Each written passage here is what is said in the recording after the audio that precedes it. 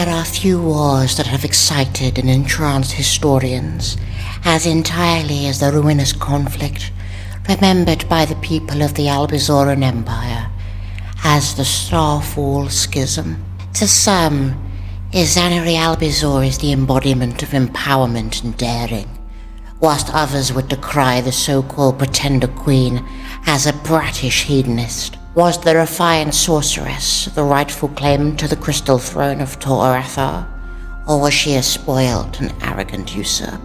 It is not my place to pass judgment, only to recall the facts as best I can from the myriad sources that recount the STARFALL schism. What I can determine, however, is that the best way to explore the origins of the schism is by investigating the history of a man who is almost as contentious as his rebellious daughter. A man shrouded in mystery and superstition. A man who ruled over the most widespread empire in history, whilst revealing precious little about who he truly was. I am, of course, referring to Vakarian Vizgal, the Shadow King.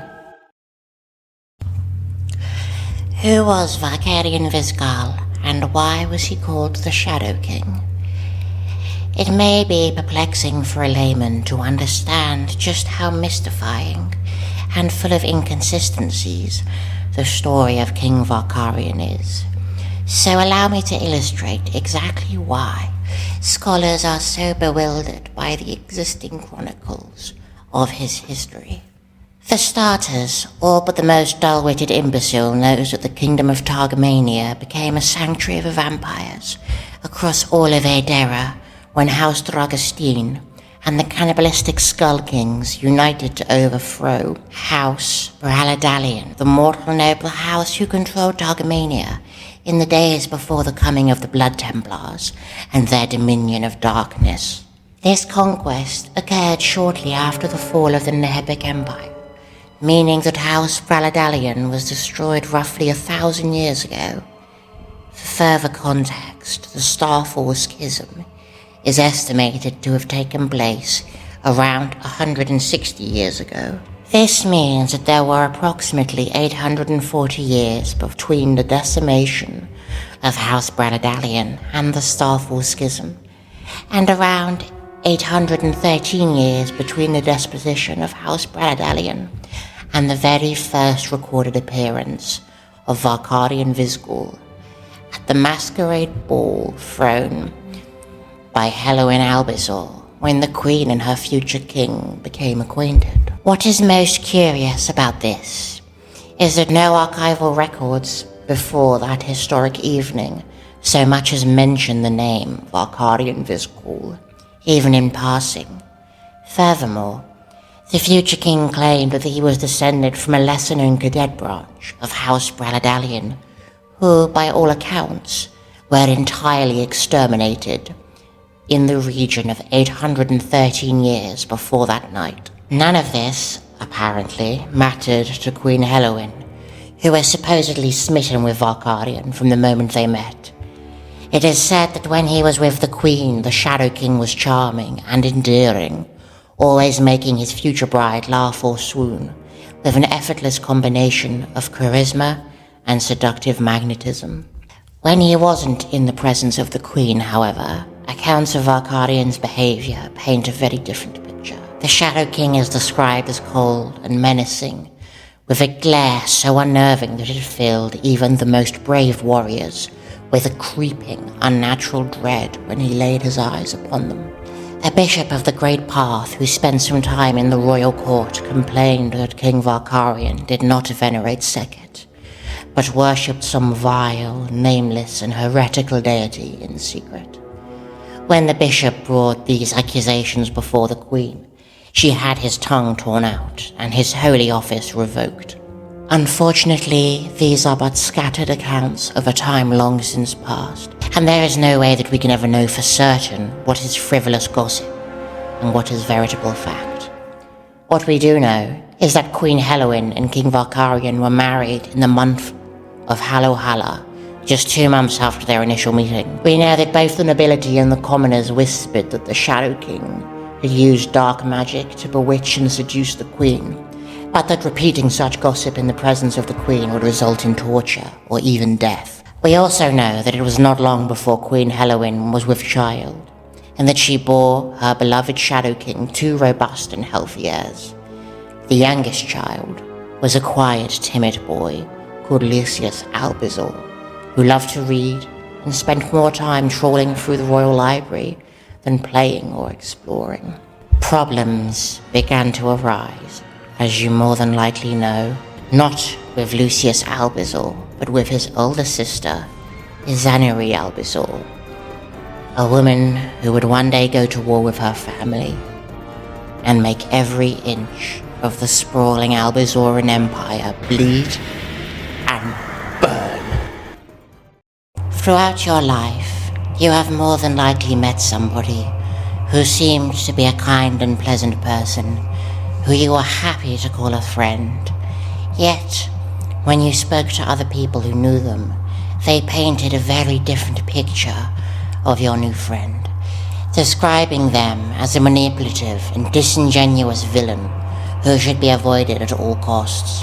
If you have had such an experience, then you will understand the glaring problem that faces historians who try to create an accurate portrait of who Aederra Albizan truly was. For example, Lucius Albizan, the would-be queen's younger brother, evidently loved his older sister very dearly, and wrote that, whilst they quarrelled, as all siblings do, Aederra always looked out for young Lucius, and that he could not have asked for a more supportive and warm-hearted big sister. However, Aederra and Lucius's father, King Valkarion, publicly denounced his daughter as a spoiled wretch who brought immense shame to the royal family with her debauchery and defiance. In light of this, I will endeavour to refer to a variety of sources when recounting Aederra's story, from those with a range of opinions and viewpoints. Let us begin with the basic facts, on which all agree. Princess Aederra Albizan was a plump child who grew into a large young woman with a gleaming blonde hair, so rich and fair that it resembled snow glittering in the light of the morning sun. She had a great love for lavish fashion, often garbing herself in expensive silks and luxurious jewellery. Her favourite flower was the snow ash rose, an incredibly rare strain of magical rose that grew in crisp white and deep black colours. She enjoyed playing the harp, but was neither especially talented nor exceptionally tone-deaf in her musical pursuits. Aederra favoured a two-handed blade that she called Devil's Tear in combat, but none could ever deny that her true talent lay in the magical arts.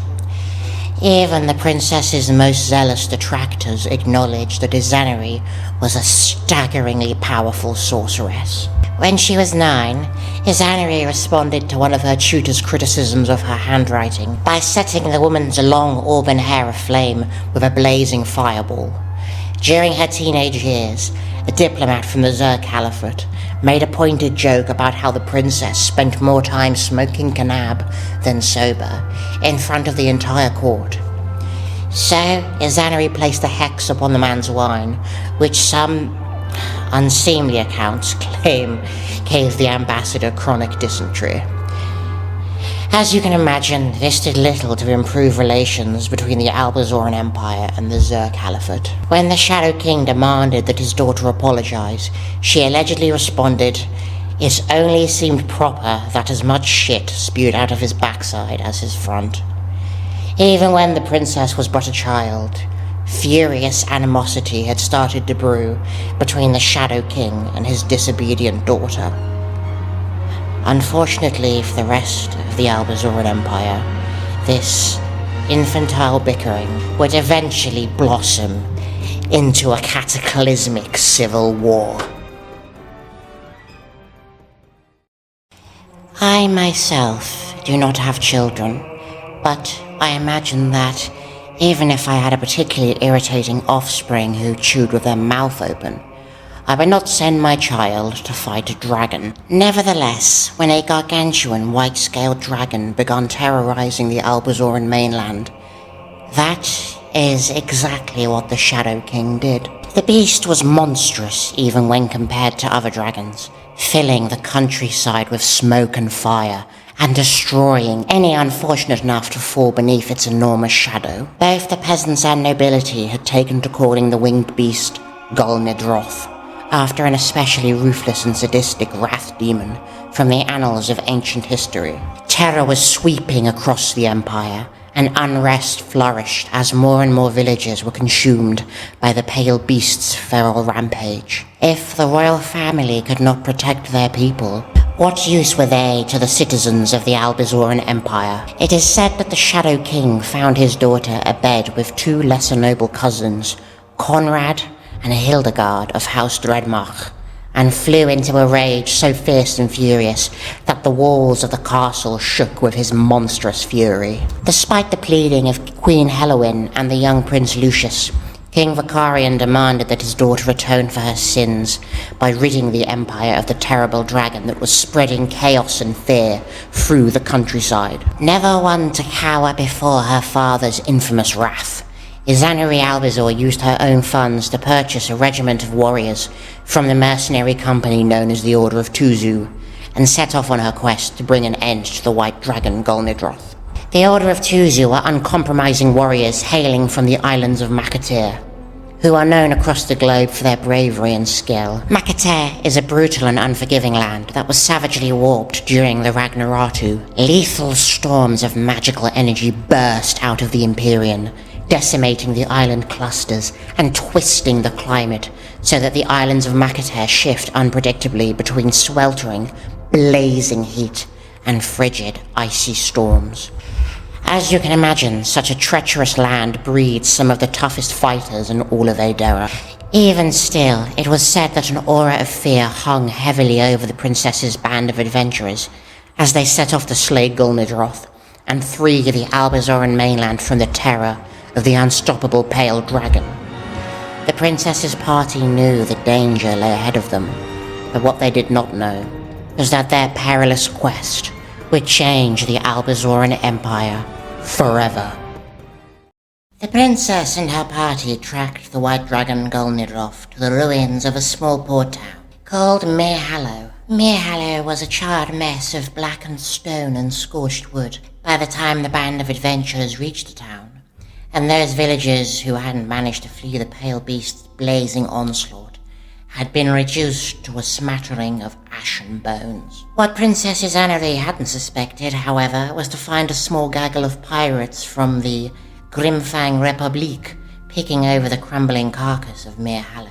A normal royal would probably have ordered that the pirates be put to the sword, but Princess Aederra was far from normal. Striking a deal with the pirate captain, Hardelan Courtelaine, the princess recruited the ragtag crew of raiders into her company of adventurers. Captain Courtelaine shared with his new employer that Gulnidroth had made his lair on a small craggy island not far from the coast of Mirhallow. The princess and her company clambered aboard Courtelaine's ship, the Cruel Corsair, and set sail for Gulnidroth's rocky cove. Some fighting broke out between the mercenaries from the Order of Tuzu and the pirate crew, but Princess Aederra deftly eased those tensions and influenced her hirelings into working together with promises of fortune and fame. Aederra dazzled her hired fighters with the kind of luxury and indulgence that only the ludicrously wealthy could afford. She had brought with her booze to guzzle, canard to smoke, and efferdusk to snort, all of which she shared with her sundry band of warriors. A pirate named Pierre Scudamore is recorded as having remarked, "I have never before met a woman with such utterly voracious appetites as she who guided us to the dragon's lair.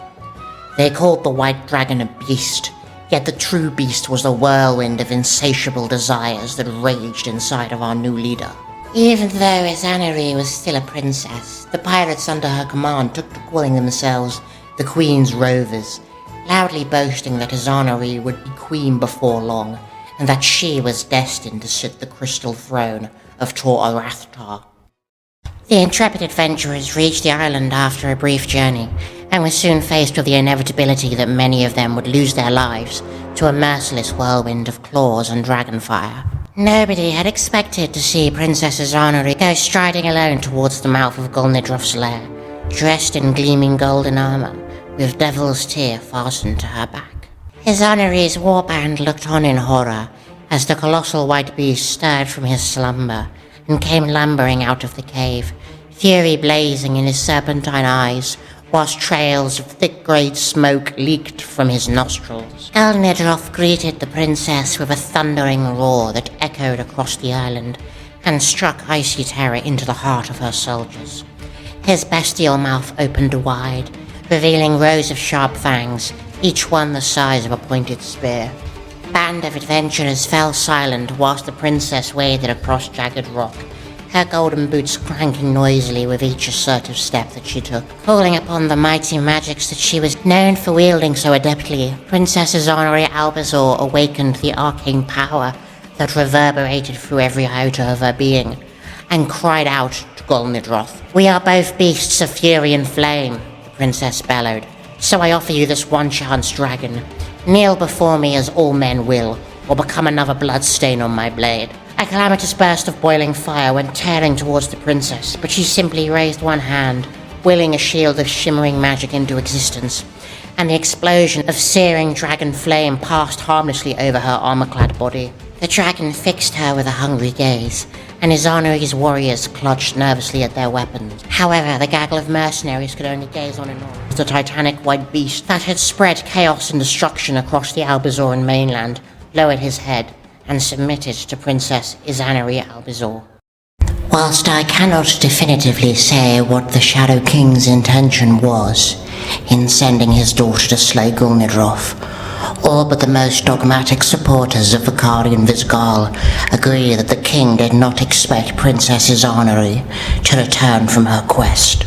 Imagine then the surprise of King Vicarian when the shadow of a gargantuan dragon fell upon the city of Torrathtar, and the rebellious heir to the crystal throne came swooping down upon the scaled back of the very beast she had been sent to slay. King Vicarian and Queen Halloween came rushing out to meet their daughter, but historians provide conflicting accounts of the conversation which transpired between them. Those who would paint Aederra as a hellion and a disobedient brat claim that Princess Aederra, spurred on by the adoration of the Queen's rovers, loudly declared, "Mother, father, I have come to claim my throne."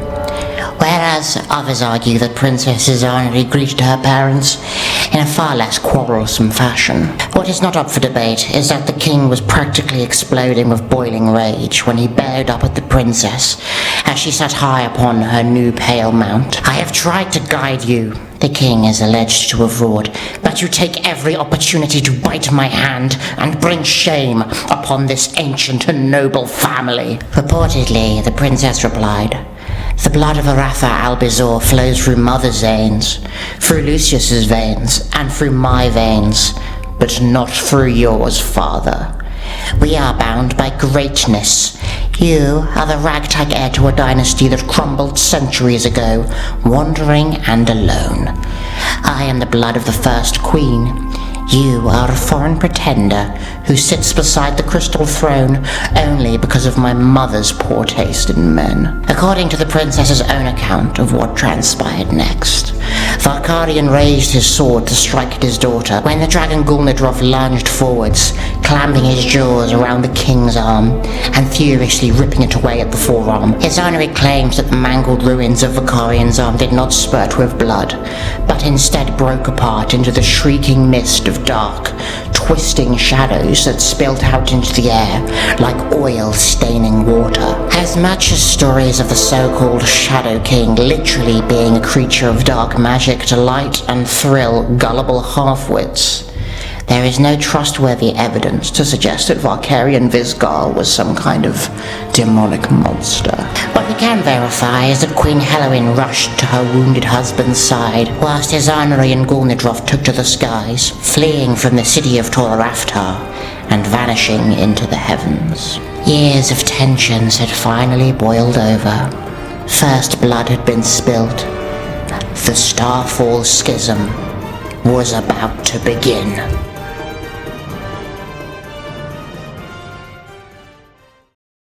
In the unlikely but not unthinkable event that you find yourself launching a rebellion against the monarchy of your country, It always helps to have a witch fighting in your corner. After Princess Izanari and her father traded blows in the capital city of Tor-Arathtar, the young sorceress knew that it would not be long before the Shadow King mustered the forces of the Albizan Empire against her. The crystal throne that she had been yearning for her whole life may soon slip through her fingers. Moving quickly, Izanari gathered the Queen's rovers and the warriors from the Order of Tuzu, who had joined her on her quest against the Pale Dragon.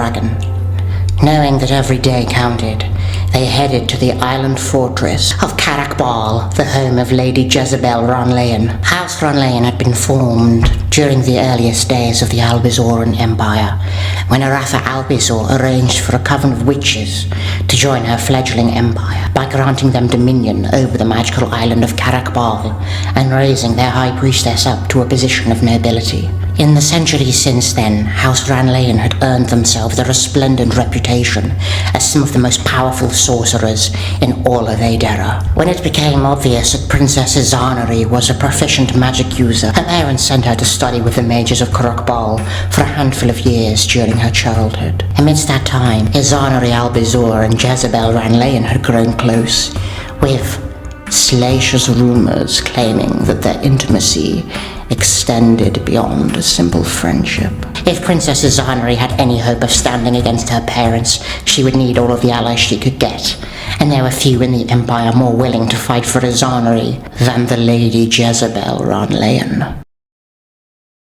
The Shadow King knew that whilst he was favoured by the nobility of the Albizan Empire, the common people adored his daughter. The noble houses may have more resources, but the peasants far outnumbered the aristocracy. If he was going to win a civil war against his daughter, he would have to attack her on multiple fronts, destroying both her physical forces and the adoration that the working classes held for her. Whilst Princess Izanari headed for the island of Karakbal, King Fargarian Vizgul put his own cunning plans into action. The Shadow King summoned two very different guests to come before the Crystal Throne in the darkest depths of the night, both of whom would be instrumental players in the ensuing war. The king's two guests were Lady Mai Zhengun and Captain Aederra I.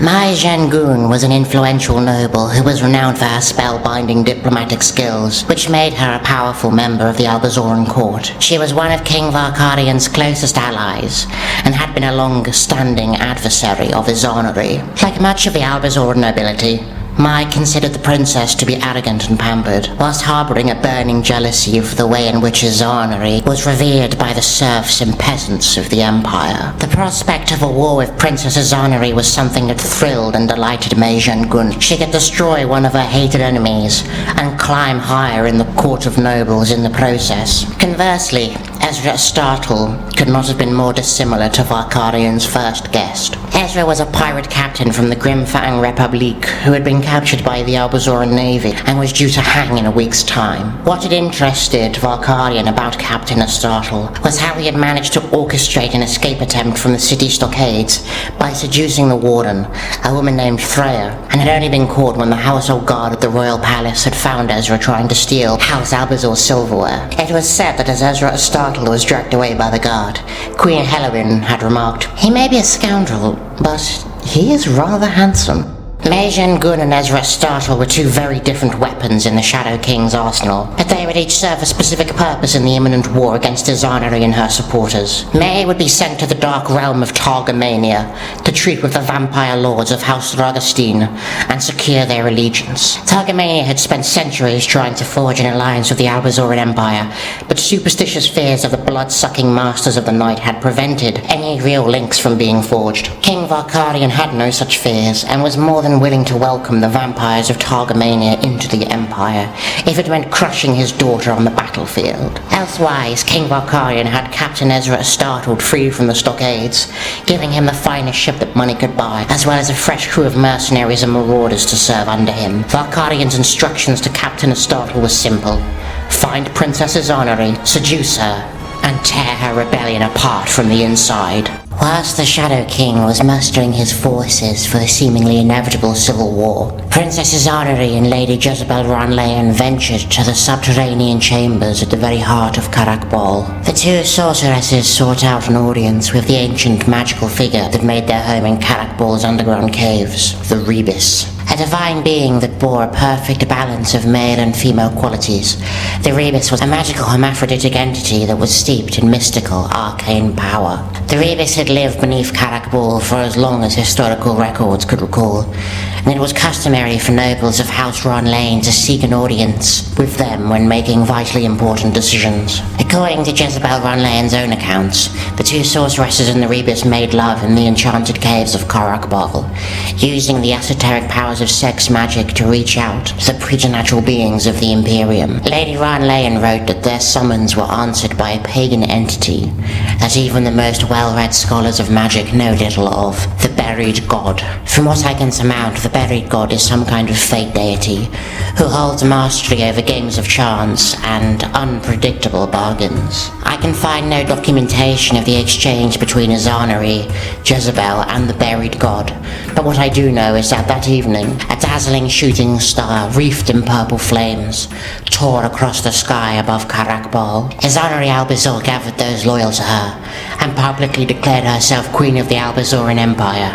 and Keeper of the Crystal Throne. A wave of decadent celebration swept across Karakbal as House Ranlayan became the first noble household to swear fealty to Queen Aederra.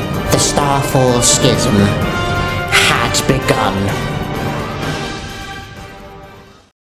King Valkarion and Queen Helowyn had sat upon the Crystal Throne for decades, and they represented both security and stability to much of the Albizan Empire. However, there were forces in play that saw Aederra Albizan as an opportunity for change. Cyrus Alizera, the trade king of the Merchants' League, had been a long-time critic of Valkarion, mostly due to the heavy tariffs he placed upon goods from outside of the Albizan Empire. In Queen Aederra, Alizera saw the chance to place somebody with a more trade-friendly attitude upon the Crystal Throne. Tracing his heritage to minor nobility from the country of Teula, it was unlikely yet not impossible that Cyrus would be considered a potential suitor for Queen Aederra. Of course, the vast wealth and power that he had amassed as a trade king of the Merchants' League would greatly soften the issues presented by his somewhat humble family roots. That was why a fleet of the Merchants' League's most impressive warships headed for Karakbal at the same time as King Valkarion dispatched his own formidable naval forces to crush his daughter's rebellion in one fell swoop. Prince Lucius begged and pleaded with his father to pursue a peaceful solution to the blossoming civil war, but the Shadow King would not be swayed. The battlements of Karakbal swarmed with archers and sorcerers, raining volleys of arrows and destructive magics upon Valkarion's attacking ships. By the time Cyrus Alizera's reinforcements arrived, the waters around Karakbal had been stained red, and the electric stink of burning arcane energies polluted the air. A bloody battle was underway, and the sheer immensity of the Shadow King's fleet proved to be a hellish obstacle for those defending Karakbal. For each vessel that Aederra's soldiers sunk, 3 more came thundering over the horizon. Queen Aederra knew that barricading herself inside of Karakbal would do precious little to inspire her forces, so she took to the skies on the back of Golnidroth. The Queen and the Pale Dragon loosed a volcanic hellstorm of dragon fire upon King Valkarion's ships, fighting ferociously alongside those who had pledged themselves to her cause. Whilst Aederra and Golnidroth set Valkarion's fleet alight, the Merchants' League's warships unleashed a devastating gale of catapults and ballistas upon the Shadow King's forces. By working in unison, Aederra's army and the soldiers under the employ of the Merchants' League successfully repelled Valkarion's attacks, leaving a graveyard of charred wooden skeletons scattered across the seafloor. Let no historian claim, however, that the siege of Karakbal was a swift or easy victory for Aederra's supporters. The Shadow King's naval forces vastly outnumbered their opponents, and the captains guiding Valkarion's attacks were considerably more experienced than those defending Karakbal. If it were not for Golnidroth and Cyrus Alizera, the STARFALL Schism may have ended in a matter of days. Once the battle was won, Trade King Cyrus came ashore and presented himself to Aederra.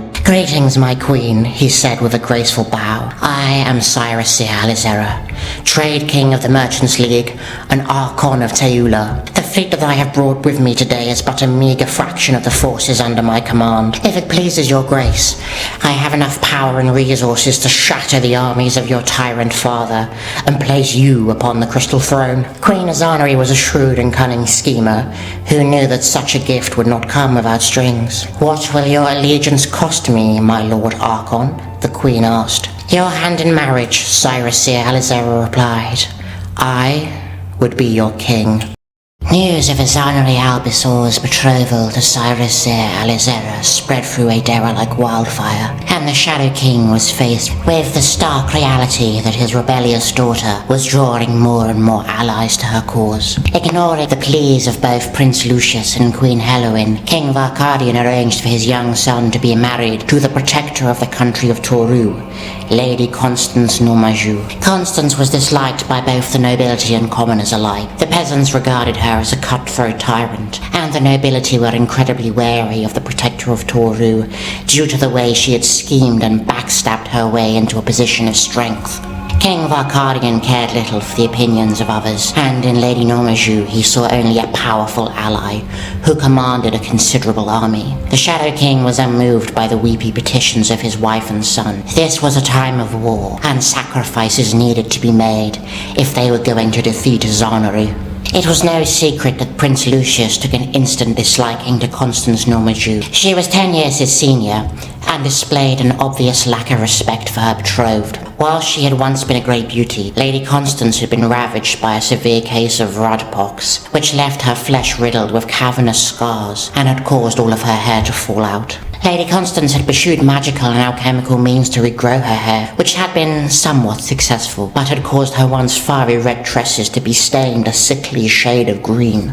Once Prince Lucius and Lady Constance had been properly wed, the protector of Toru set about using her influence to raise those loyal to her into positions of power within the Albizoran court. This was an extremely unpopular move, and put her in direct conflict with one of the most powerful nobles in the Albizoran Empire, Lord Franz Hardu Wafkania. House Wafkania had been ferociously loyal to the crown since Aratha Albizor first founded the Albizoran Empire, and the Shadow King had never begun to consider the possibility that Franz Hardu would switch allegiances. The final straw for Lord Franz Hardu came when Constance Normajou began seizing lands belonging to House Wafkania and divvying them out to her supporters. Lord Philip Giraspoli, one of Constance's favoured supporters, arrived in Franz Hardu's territory demanding that Lord Wafkania abandon land that had belonged to his family since the foundation of the Albizoran Empire. Lord Franz Hardu Wafkania responded by inviting Philip and his retinue to a luxurious dinner in Castle Dalefurt, the ancestral home of House Wafkania. As Philip and his entourage supped with Wafkania, Lord Franz Hardu's soldiers burst into the feasting hall, grabbing hold of his defenceless Giraspoli guests. Franz Hardu ordered Philip and all of his entourage impaled alive upon enormous wooden stakes surrounding Castle Dalefurt in a screaming circle of blood and agony.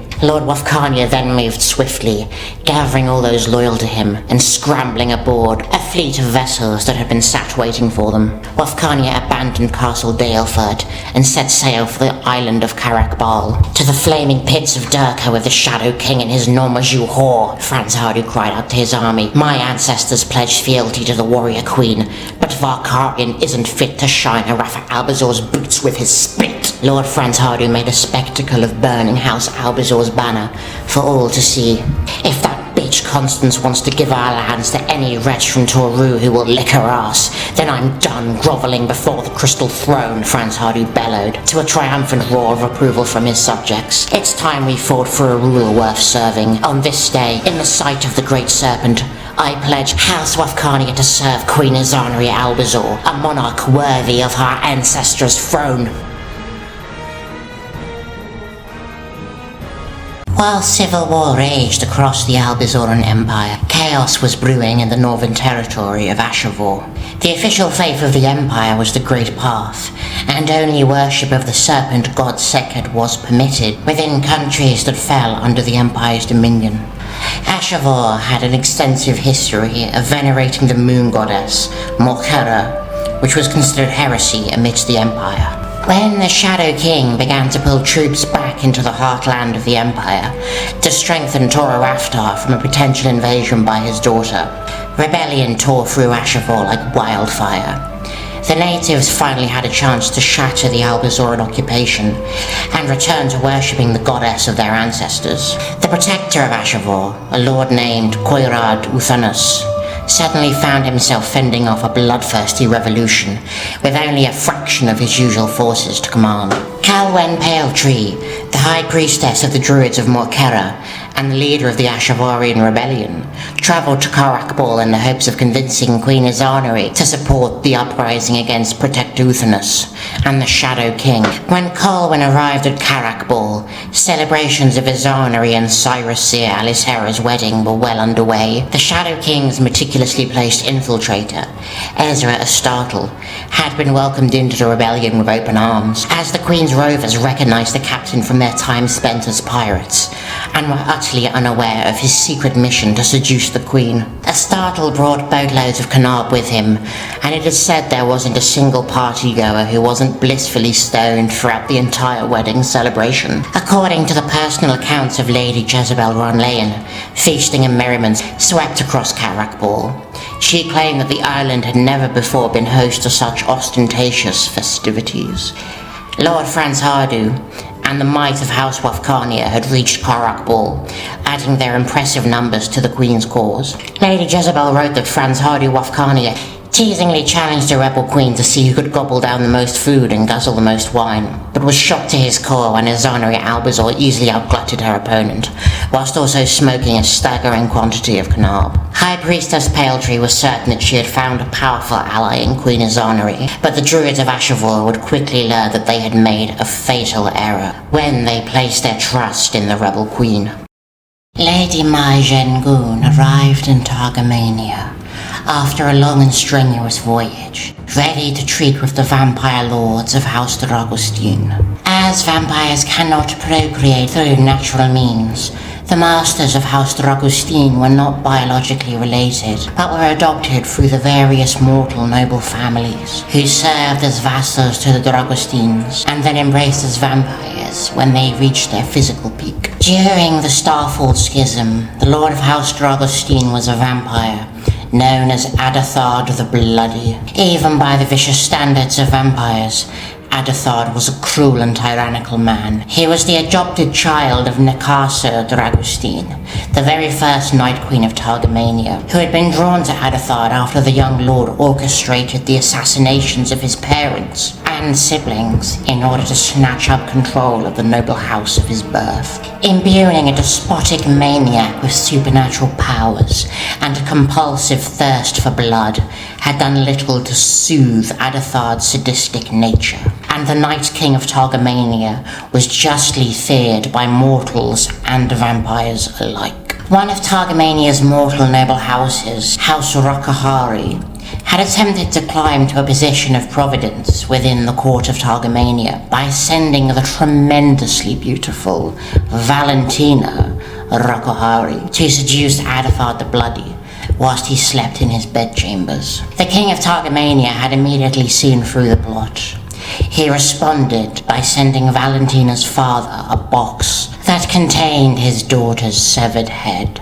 Some sources claim that Aederthard often wore a cloak that was made from the flayed flesh of his enemies, but these accounts are difficult to corroborate due to the unyielding suppression of free speech that lasted throughout Aederthard Dragostin's centuries-long reign over Targamania. If the vampire king of Targamania was garbed in a cape of flayed skin when Mai Zhengun met with him, she did not mention it in her reports of their meeting. The largest issue facing Lady Zhengun was that the Albizan Empire had been unreceptive to Targamania's attempts at diplomacy since the time Nekasa Dragostin had set the throne.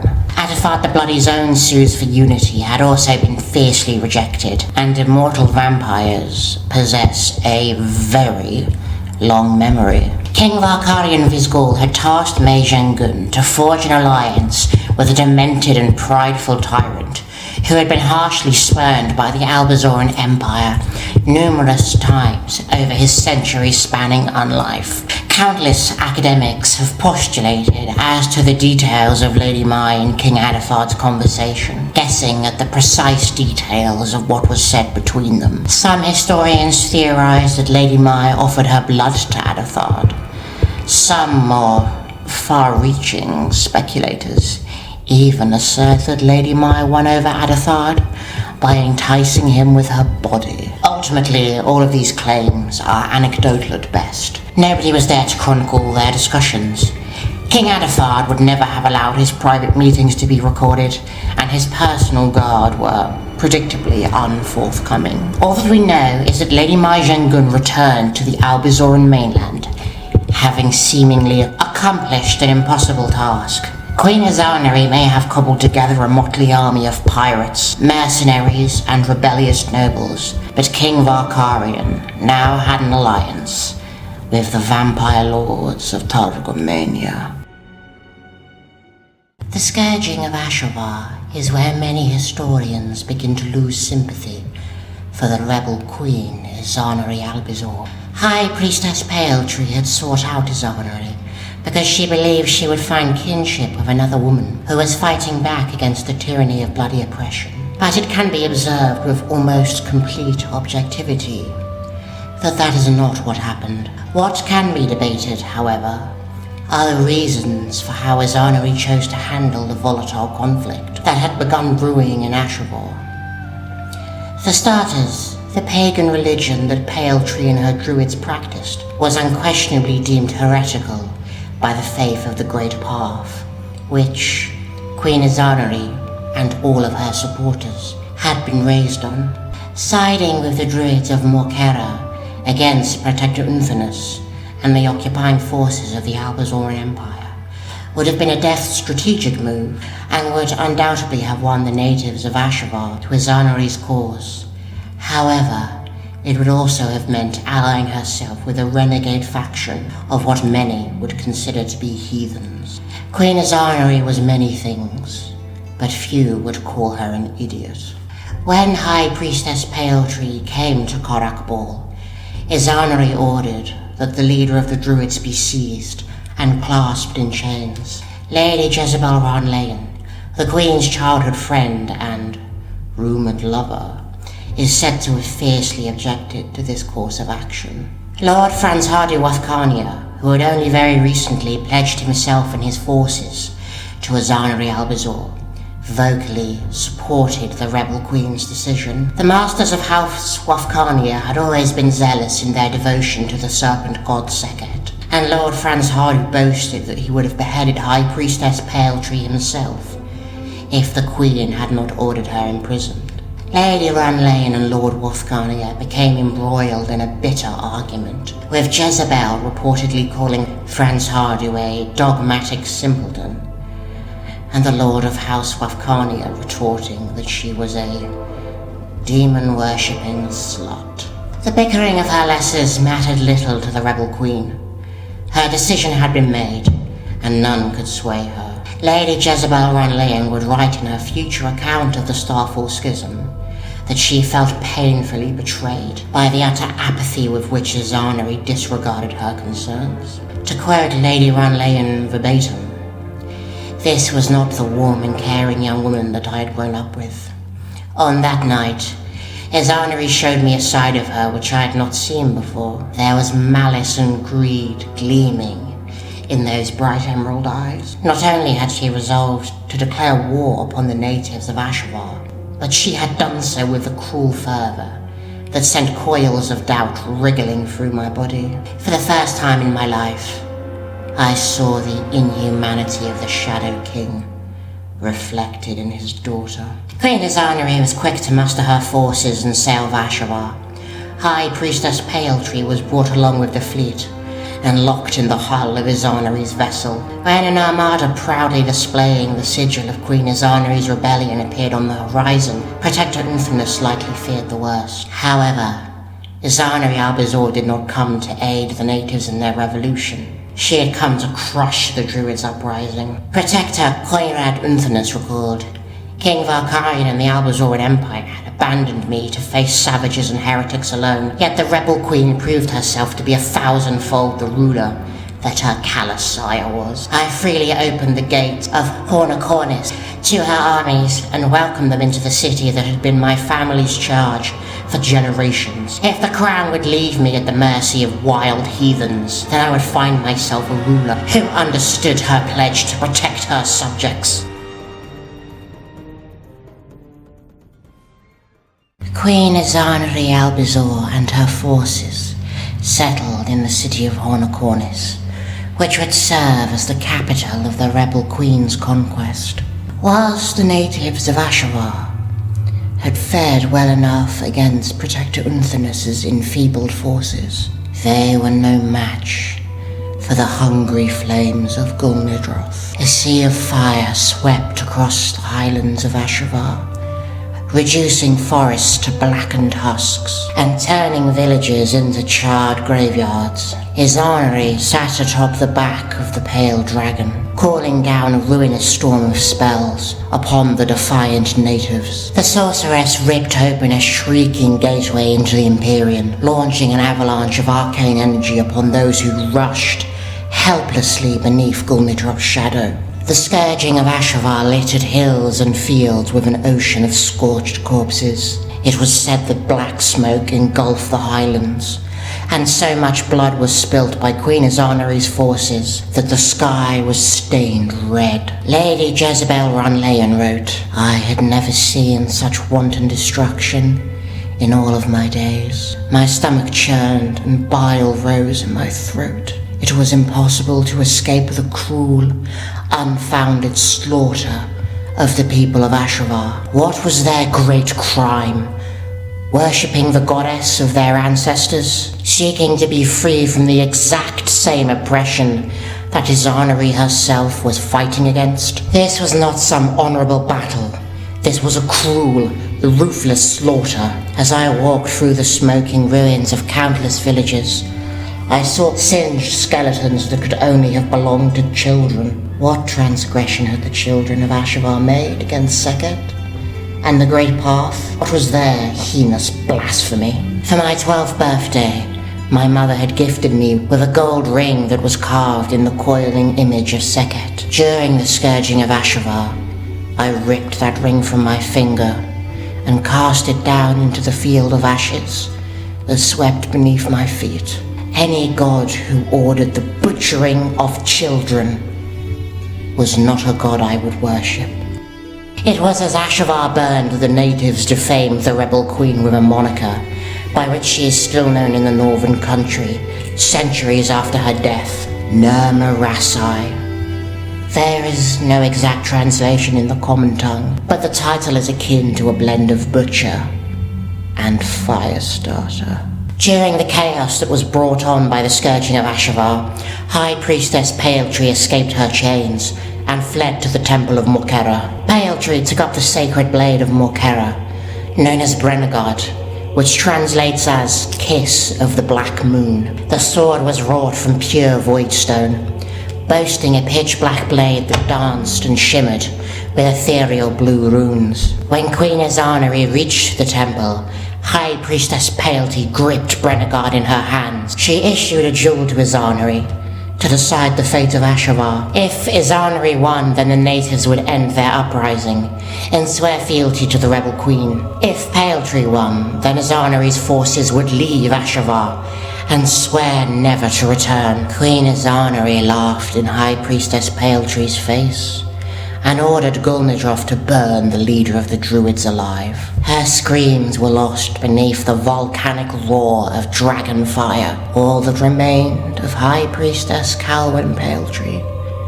was a mound of ash. The sword Brenegard had survived Paletree's fiery death due to the fact it was forged from voidstone. Wounding the natives of Aederra with one final indignity, Queen Aederra Albizan gifted the magical blade to her new low-born lover, the pirate Ezra Astartle. Protector Queraduthanus stood on the battlements of Hornacornis and gazed out at the scorched ruin of the land he had sworn to protect. Even for one who loathed the natives as deeply as Lord Coirad did, the scourging of Ashvar could not be justified. Lord Coirad Unfinus, protector of Ashvar, threw himself from the stone walls upon which he stood, and down onto the fence of coiled metal spikes that jutted out beneath it. With no spouse, siblings or children to speak of, the ancient house of Unthinus died when Coirad was impaled upon those hard steel spikes. House Unthinus had existed since Aratha Albizor first formed the Albizoran Empire.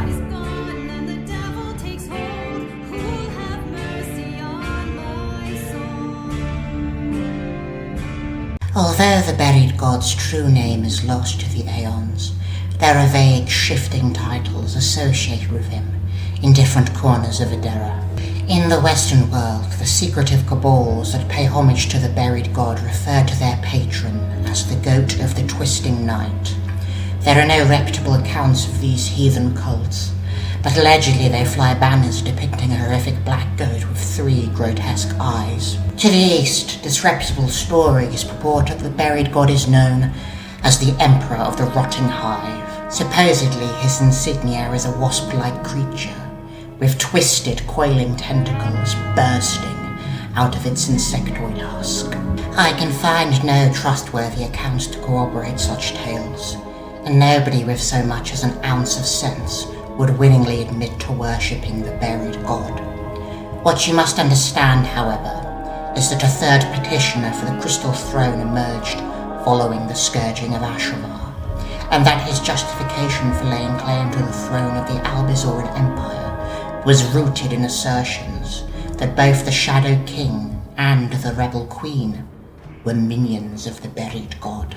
Kython Stromgrab was the lord of the ancient house of Stromgrab, and a paladin of the Holy Order of the Shrouded Lady. House Stromgrab traced their lineage back to the religious war between Stirilla Bramruhan and the Night Queen Nakasa Dragostine. The man who had become the first Lord Stromgrab was Tidalmar Stromgrab, the squire to him who would soon be anointed as one of the legendary 7 Stirilla in the aftermath of the crusade against the vampires of Targomenia. Tidalmar Stromgrab had been a common man from the tropical nation of Bonrundi, who had travelled to Albizora to find work as a sellsword. Tidalmar had quickly proved himself to be an exceptionally skillful warrior, earning the attention and admiration of the soon-to-be Stirilla, who led the crusade against Nakasa Dragostine and her vampiric minions.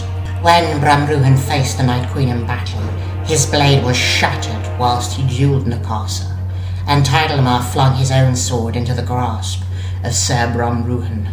Bramruhan plunged the blade into Nakasa's heart, slaying the first Night Queen of Targomania. As thanks for his aid in the duel with Nakasa, and his fervent servitude throughout the Holy War, Bramruhan besieged the House of Albizora to raise Tidalmar to a position of nobility, which they honoured. Bramruhan was anointed as one of the 7 Stirilla, and Tidalmar became a noble lord.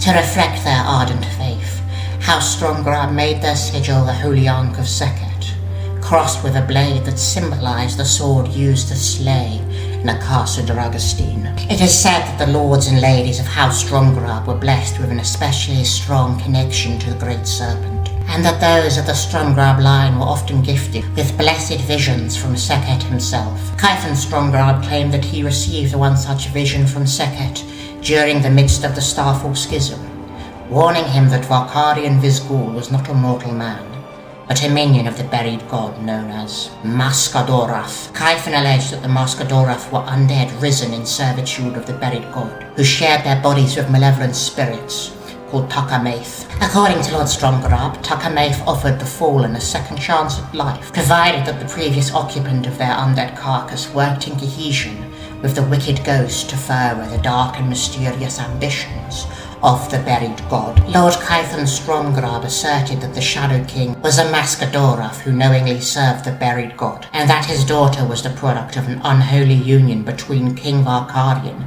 and Queen Helluin, intended to create another blasphemous soldier to spread the vile influence of the buried god throughout the Albizoran Empire.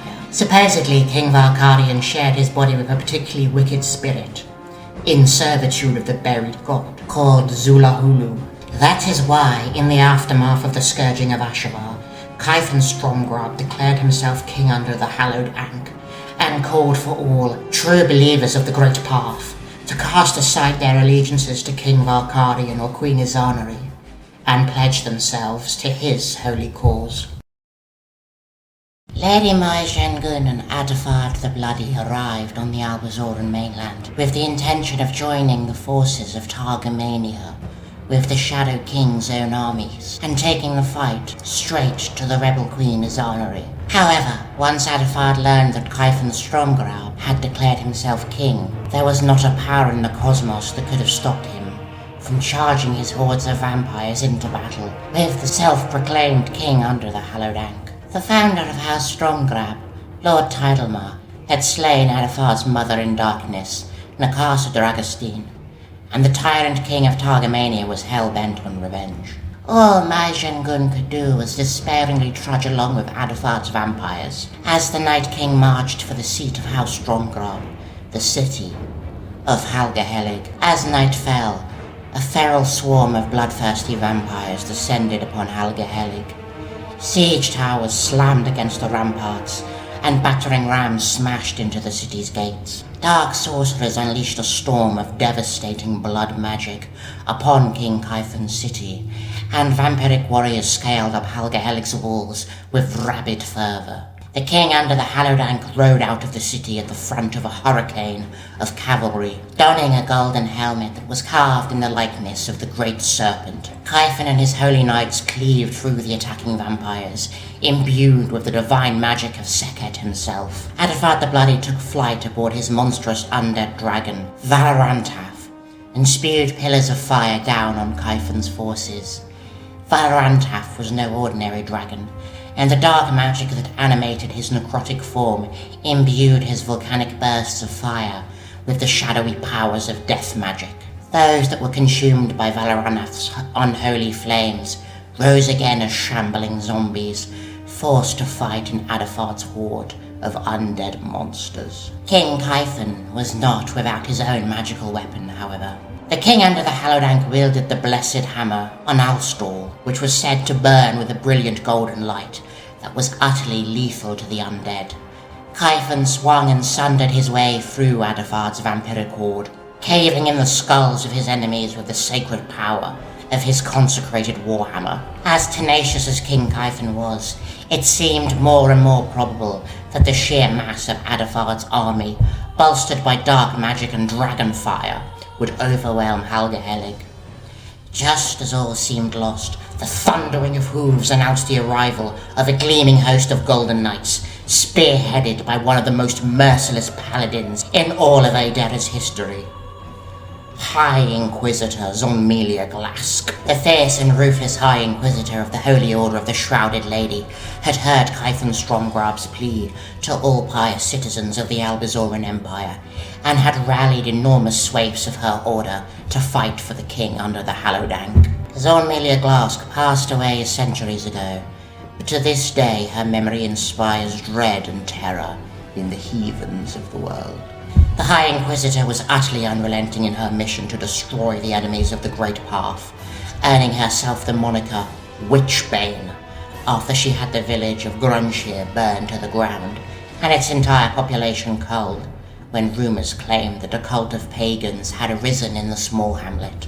There are many priests and paladins who exemplify Sekhet's divine love, but Glask stood as a living monument to the great serpent's wrath and fury. When doing battle with a sweeping horde of the twisted and damned, there was no better ally King Kython could have prayed for than the unstoppable retribution of High Inquisitor Zonmelia Glask. Zonmelia and Kython's combined forces may not have been enough to fend off a sustained siege, but the armies of the king under the hallowed Ankh only had to defend Helgahelig until the sun came up. The zealous followers of King Kython fought valiantly until the first rays of blazing sunlight broke through the night, and Aederra's army of vampires were forced to flee back into the darkness. High Inquisitor Glask knelt in the blood-soaked battlefield outside of Helgahelig and bowed her head before Kython Stromgrab. "Your enemies are my enemies, your majesty," she declared, "for you are the chosen of the great serpent." As the Starfall Schism progressed, the threat that the king under the hallowed anchor presented to the rebel queen and the Shadow King grew from a fleeting nuisance into a terrifying menace. Kython Stromgrab's holy call to arms was drawing larger and larger hordes of supporters, as many noble families and clusters of peasants had grown disenfranchised with what they saw as an utterly unnecessary conflict between a cruel father and a brattish daughter. Stromgrab lured in new followers with the glamour and excitement of a divine quest to banish evil, before further enticing them with the promises of riches and prestige. The king under the hallowed anchor told his followers that he intended to completely restructure the Albizan Empire, granting lands to any who would pledge fealty to him. The blasphemous heathens who refused Seket's crusade would be stripped of all they owned, and replaced with those who were loyal to the holy mission of the Great Path. Once he sat upon the crystal throne, Kython would shower his devoted supporters with wealth, and instill new aristocrats to replace those that remained loyal to Valkyrian and his honorary. He had promised to make knights of the low-born warriors that filled his army, and divvy up any territories held by the Shadow King and the Rebel Queen's lackeys to the highborn supporters of his claim to the throne.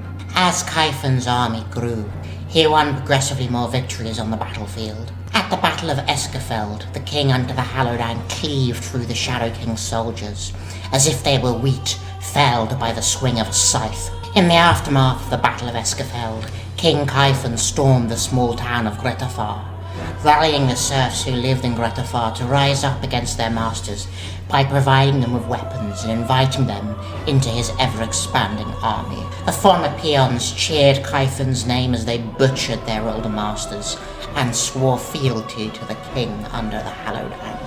The city of Thermlos had only recently sworn to Queen Izanari when Zornmelia Glask snatched it straight out of the rebel queen's grasp. The High Inquisitor had Thermalos's ruler, Lord Baldo Blaskri, paraded naked through the city streets, where he was ripped apart in a grisly display of primal sadism by a mob of bloodthirsty peasants. Both Valkyrian and Izanari feared the flourishing strength of King Kython, which was why the rebel queen agreed to meet with her fiercely estranged father when he sent a diplomat to Hornacornis to invite her to a peaceful summit at Geston Palace. Sitting in the contested midlands of the Albizoran mainland, Geston Palace had been chosen for the meeting due to the fact it was equidistant to both Toraraftar and Hornacornis, the respective capitals of the Shadow King and the Rebel Queen. Geston Palace was the seat of House Mendelwald, a relatively young family of nobles who had only been risen up into the aristocracy 30 years prior to the Starfall Schism. The ruler of the house during the time of the summit was Tarmina Mendelwald, a gruff and wild woman who was more at home hunting and wrestling than partaking in the amusements typical of highborn ladies. King Valkyrian brought Queen Helowyn, Lady Marjan Gun, and Adafard the Bloody with him to the summit. Prince Lucius pleaded with his parents to take him to Geston Palace, as he dearly missed his sister, but they were unsympathetic to his pleas. Queen Izanari chose to bring Lady Jezebel Ronlane, her new husband, Cyrus Seer Alishera, and her secret lover, Ezra Astartle, still unaware that he was a spy in the employment of her father. Whilst House Mendenwald were technically supporters of King Valkyrian and Queen Helowyn, this was mostly due to the fact that they hadn't declared for the rebel queen or the king under the hallowed anchor, rather than displaying any great love for the current rulers of the Albizan Empire. Tarmina Mendenwald had contributed no troops to any of the factions participating in the Starfall Schism, and when King Valkyrian had written to the Lady of House Mendenwald to beseech her to send a portion of her soldiers to the Shadow King's armies, Tarmina had sent a letter to Toraraftar that simply stated, House Mendenwald will not bleed for the sake of your family quarrels. Due to Tamina's apparent indifference, she was the ideal mediator for the summit at Geston Palace. When both Valkarian and Izanari's parties arrived at the seat of House Mendenwald, Tamina greeted them wearing simple leather hunting attire, with the blood of her most recent expedition into the woods still smeared across her clothes. Aederra Dragostine would later write in his personal chronicles, "It was obvious that the Albizorans perceived Lady Mendenwald's lack of pageantry as a slight, but I must admit that I was somewhat enchanted by the fierce and brawny figure that rode out to meet us. She had all the beauty of a shaggy ox, and the grace of a tavern wench, yet there was something rather captivating about Tamina. I remember thinking that she would have made a formidable vampire." The summit's attendees were brought to the great hall of Geston Palace, where a humble and austere meal was prepared from the spoils of Tamina Mendenwald's latest hunt. To the astonishment of many of the participants, the initial diplomacy between Valkarian and his daughter was surprisingly fruitful. Lady Jezebel Ronleyan would later write, "Izanari was her best self. She was firm yet cordial, and managed to put forward the best interests of her subjects without letting her passions rise into rage. I had always known my best friend to be a hot-headed young woman, yet Queen Izanari conducted herself with a composure that was befitting of a wise ruler. This was not the cruel, impulsive butcher that I had glanced in Ashabar. This was a woman that I loved as if she were my own blood." Queen Helowin wrote, "If my daughter had behaved so gracefully and sensibly in her youth, then the king and I would never have granted her inheritance to Lucius, and that damnable civil war could have been avoided."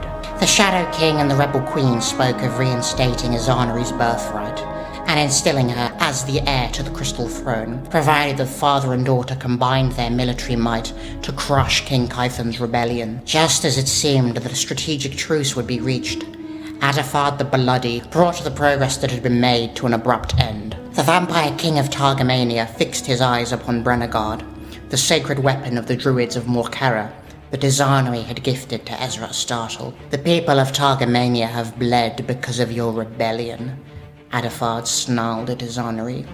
"Do you think our losses can be swept away with some lavish words? I want that sword." Ezra bristled with fury beneath Aederra Dragostine's predatory gaze. "The people of Targamania have bled for centuries beneath the boot of you and your predecessor," Captain Astartle snapped back at the vampire. "Find your own blade, leech." Aederra the Bloody rose to his feet, a sadistic sneer settling over his features. "Give me the sword," the vampire king demanded, "or I shall rip it from your hands as I stand over your corpse." "Control your pet vampire, father," Izanari snapped furiously at Valkarian. Aederra leapt across the long dining table, moving with such supernatural swiftness that he became a hazy blur. The king of Targamania, dismally unaware that Ezra was a spy for Valkarian, gripped either side of the pirate's head and crushed his skull into a sickly pulp of gore-splattered bone. Those gathered watched on in horror as Aederra the Bloody snatched Brenegard up out of Ezra's lifeless hands, just as he had promised he would. Boiling fury seized hold of Queen Izanari, and any pretense of composure burned away while she watched the vampire Aederra slaughter her lover. The rebel queen summoned a ball of roaring magical fire into being and flung it at Aederra. The orb of searing flame whooshed through the air, hurtling towards Aederra. The vampire once again called upon the preternatural gifts of his unholy blood, darting out of the path of Izanari's magical attack. Queen Helowin shrieked in agony as the fireball slammed into her, lighting her up like a Halo firework, as her dress caught flames and she was swallowed up in a burst of volcanic torment. Geston Palace descended into chaos.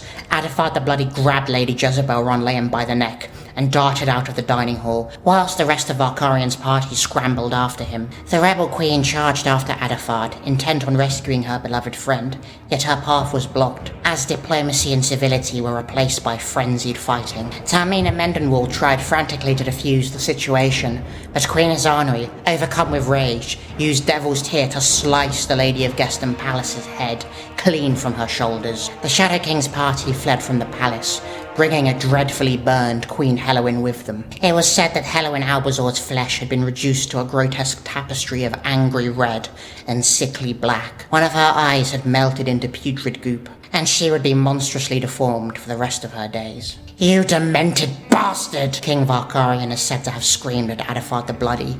You've doomed us all! The King of Targamania simply laughed in the Shadow King's face. Lady Tarmina Mendenwald offered us her hospitality, and your daughter thanked her by cutting her head off and setting your lady wife on fire. Aederra the Bloody grinned. What do you think the people of the Albizan Empire will think of such graceless barbarity? I haven't doomed us all, Valkyrian. I just won the war for you.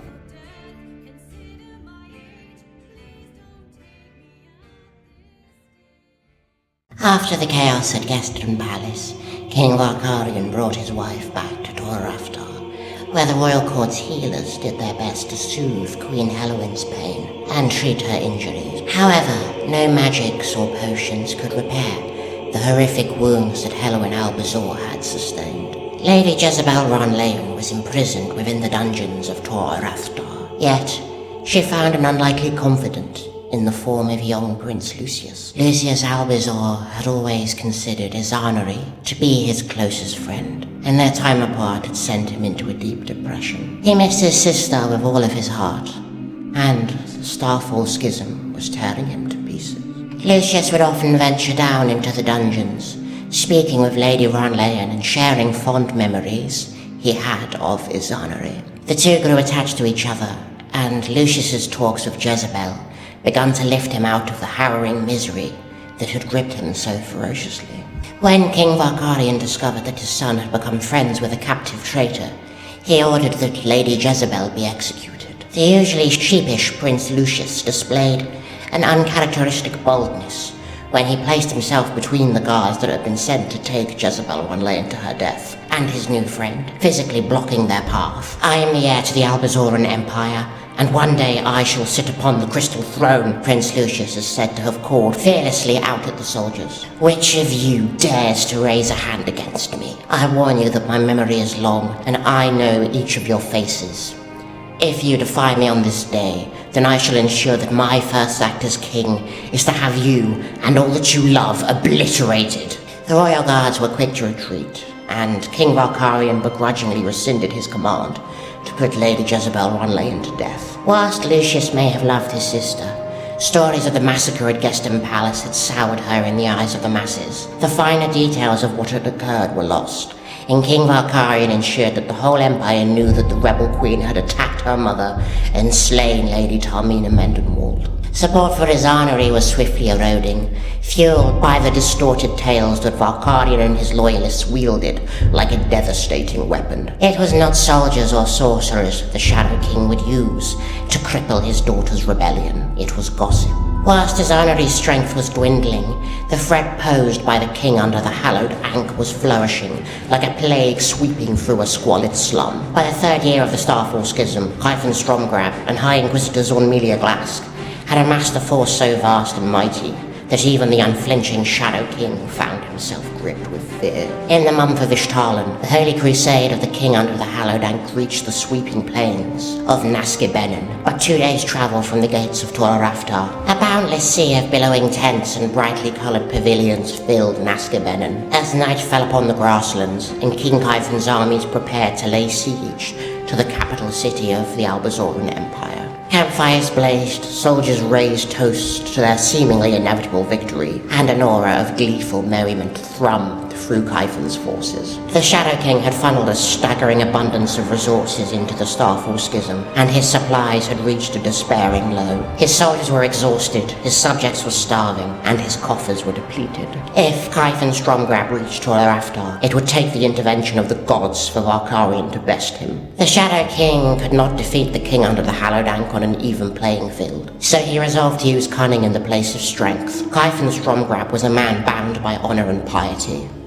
Valkyrian Vizgald had no such constraints. Mustering all of the archers that he could assemble, the Shadow King snuck through the dark of the night with his motley company, whilst Aederra the Bloody flew overhead on the back of Valorantath. Valkyrian and his archers formed a circle around Kyphen's campsite, settling in the hills that surrounded Naskibenin. Most of the king under the hallowed Ankh's forces were asleep, and only a handful of soldiers remained to guard the campsite throughout the night. Aederra swooped down upon his undead dragon, unleashing a devastating tempest of unholy flame upon the campsite.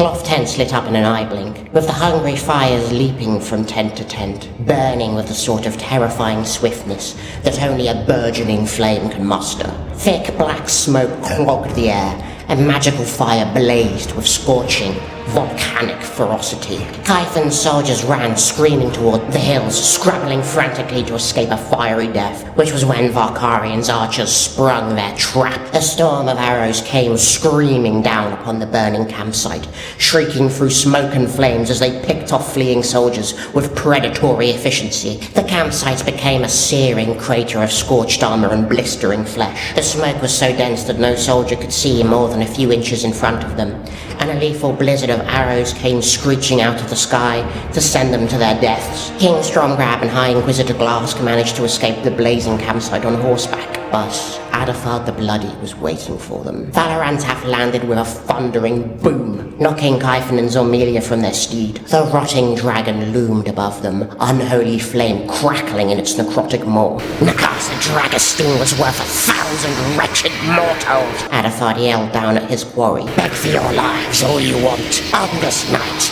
I avenge my mother in darkness and bring an end to your miserable line. The king under the hallowed anchor pulled himself up to his full height, staring defiantly into the jaws of the beast that stood over him. My soul will go marching to meet the great serpent. Kython Stromgrab is said to have replied, with an unsettlingly calm certitude. You and your heinous mother are nothing more than the harlots of darkness. I will not beg, and I will not bow.